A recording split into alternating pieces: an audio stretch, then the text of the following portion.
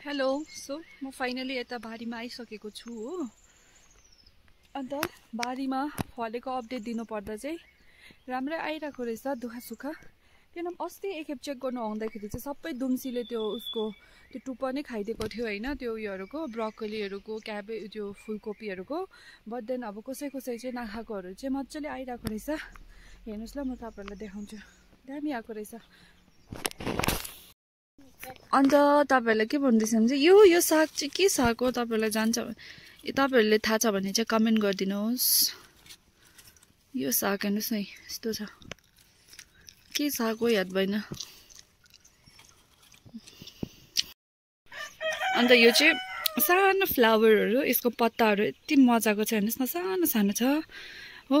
अन्त यो चाहिँ मैले यसो डिआइवाई गरेर ब्याम्बूको उयसमा रोपेको किचनको अगाडि। इभन दो यो किचनको भित्रबाट चाहिँ पुरा त्यो आगोको उयोहरू आए भए पनि तर यो चाहिँ मजाले हेल्दी परै आइरहेछ। यसमा चाहिँ पानी पनि लाउनु पर्ने रहेछ। यसो देखाउँछु तपाईँहरूलाई, यस्तो मजाको आइरहेछ नि, हेर्नुहोस् त, यो सेम रहेछ। मम्मी चाहिँ यति साह्रो एक्टिभ हुनुहुन्छ कि एकछिन पनि घरमा बस्नुहुन्न क्या, काम गरेकै नगर्नु भन्दा पनि मान्दैन। अब यस्तो गाममा है कस्तो साह्रो पर्छ। यहाँ छ एउटा यस्तो क्याबेज, यो चाहिँ अब डल्लो पर्नु लागि उयो हुँदैछ। अन्त यो चाहिँ हो ट्री टमेटो। अन्त यो ट्री टमेटो चाहिँ हाम्रो एरियामा चाहिँ पुरै दामी हुँदो रहेछ, मैले यस्तो विचार गरेँ। यहाँ चाहिँ अलिक जाडो जाडो चिसो हुन्छ नि त। अन्त यहाँ चाहिँ छ हाम्रो भर्खर आउँदै गरेको क्याबेज। यो चाहिँ बिटिएस क्याबेज भन्दा पनि हुन्छ, किनभने पर्पल कलरमा हुन्छ नि त। द्याट्स वाइ मैले नाम दिएको नयाँ नेम बिटिएस क्याबेज, पर्पल कलरको भएर। यहाँतिर नि हामीले रोपेको छ, अझै डल्लो परेकै छैन। यो डल्लो परेर खाएको पकाएको सबै देखाउँछु नि रस तपाईँहरूलाई। अन्त यहाँ चाहिँ मैले एजिलियाको त्यो उयो राखिरहेको छु नि, हेर्नुहोस् न, यहाँ बर्ड पनि आइरहेको रहेछ। मैले चाहिँ यो गमलाको यता राखिरहेको छु, यसको न म अपडेट दिन्छु बादमा। यहाँ चाहिँ यस्तो छ अन्त यहाँ माथि चाहिँ मेरो सानो नर्सरी भन्नु कि के भन्नु, एउटा उयो जस्तो छ हो।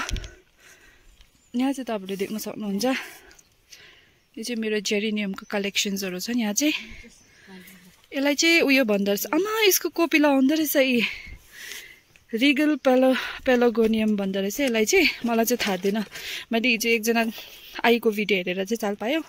अन्त यहाँ चाहिँ जेरिनियम आइभीहरूको कटिङहरू भर्खर सारेको छ। यहाँ चाहिँ हेर्नुहोस् न, सर क्युट क्युट खालके छ, पट पनि यति साह्रो क्युट छ। यो पनि हाइब्रिडकै हो, यसको फुल माथि छ हो, प्यासेसमा रहेछ। अन्त यहाँ चाहिँ यसलाई चाहिँ डग फ्लावर भन्दो रहेछ, मलाई थाहा छैन। यो चाहिँ मलाई एकजना आनीले दिनुभएको, यो पनि मजाले सप्रेर आउँदैछ। यता चाहिँ जेरिनियमकै कलेक्सनै छ पुरै। यो जेरिनियम चाहिँ सबै डबलमा हो, हाइब्रिड छ। कलरहरू चाहिँ अहिले म बन्नु सक्दिनँ किन भर्खर कोपिला आउँदैछ। यहाँ चाहिँ मैले पिटोनिया रोपिरहेछ। अब पिटोनियाको सिजन चाहिँ गइसक्यो होला, त्यही भए पनि मैले चाहिँ रोपिराखेको, सायद आउँछ कि भनेर। त्यही त आमा चाहिँ उयोहरू गोड्नु हुँदैछ, म चाहिँ जस्ट अहिले ड्युटी सकेर आएको नि त, त्यस कारणले। अन्त यो जेरिनियम चाहिँ मैले यहाँ हिजो सारेको यो पटमा। यो क्याक्टस चाहिँ मलाई मनै पर्दैन, अन्त मैले यो आउट गरिदिएको यता। यहाँ चाहिँ अब सागको सिजन पनि गयो, यस्तोहरू आउँदैछ। अब यसको बिउहरू राख्नुपर्छ। फर्स्ट यहाँ क्युट हेर्नुहोस् न, क्युट यत्रो सानो फुलेछ नि, मलाई लाग्दैन कसरी खानु। अन्त यतातिर पनि छ, यतातिर पनि निकै फलेको छ। अब चाहिँ कति जग्गा त अब सिजन पनि गइसक्यो होला, हाम्रो चाहिँ भर्खर फल्दैछ। Organic, this is totally organic फुलकोपी। हाम्रोमा त्यस्तो डरलाग्दो भास्ट छैन भए पनि तर आफ्नो घरमा खानु चाहिँ पुग्छ यतिले हो। यता पालकहरू त्यस्तो दामी सप्रेर आएन। अन्त मैले चाहिँ अस्ति नै चाहिँ सिमीहरू रोपेको थियो, सिमीहरू चाहिँ आएको छैन सधैँ। ए आउँदो रहेछ, एक दुईवटा आउँदो रहेछ, यहाँ आएछ, यहाँ आउँदो रहेछ, एक दुई जग्गा आउँदो रहेछ। अन्त उनीहरू देखाउँछु ल हो। अब आज फेरि के गुड न्युज आएछ भन्छ, हाम्रो एकजना एउटा पार्टी थियो कि उसले नानी पाइछ, अहिले देखाउँछु ल तपाईँलाई। यो साग तपाईँकोमा छ कि छैन, हाम्रोमा चाहिँ भर्खर आउँदैछ यस्तो साग हो। अलिक झारपातहरू सफा गरिदिनु पर्ने रहेछ। यहाँ चाहिँ यो डुक्कु बन्दाकोपीहरू चाहिँ हाम्रोमा चाहिँ भर्खर हुँदैछ, किन मैले बादमा रोपेको नि त, त्यस कारणले यो ब्रोकोली हो आयो भने चाहिँ राम्रै आउँदो रहेछ कि। हामी चाहिँ यस्तो स्लोप एरिया छ नि त, यसलाई चाहिँ राम्रोसँग जमिन बनाएको छैन भएर, अन्त हामी चाहिँ अब यस्तै जग्गामा पनि रोपेको, राम्रो चाहिँ राम्रो आएछ। अब यहाँ ब्रोकोली आउँछ, बन्दाकोपीहरू चाहिँ दामी आउँदो रहेछ, बोटहरू ठुलो भएछ नि त। सानो किचन गार्डन हामीले अल्छी नगरिकन रोप्यो भने खानु त पाउँछ। फेरि यस्तो कि आफैले रोपेको चाहिँ टिप्नु जाँदा खाँदा पनि एकदम एक्स्ट्रा मिठो हुन्छ त्यो चाहिँ मलाई लाग्छ त्यस्तो अब यो कोपीको चाहिँ अपडेट चाहिँ म बादमा दिन्छु अहिले चाहिँ भर्खर डल्लो पर्दो रहेछ हो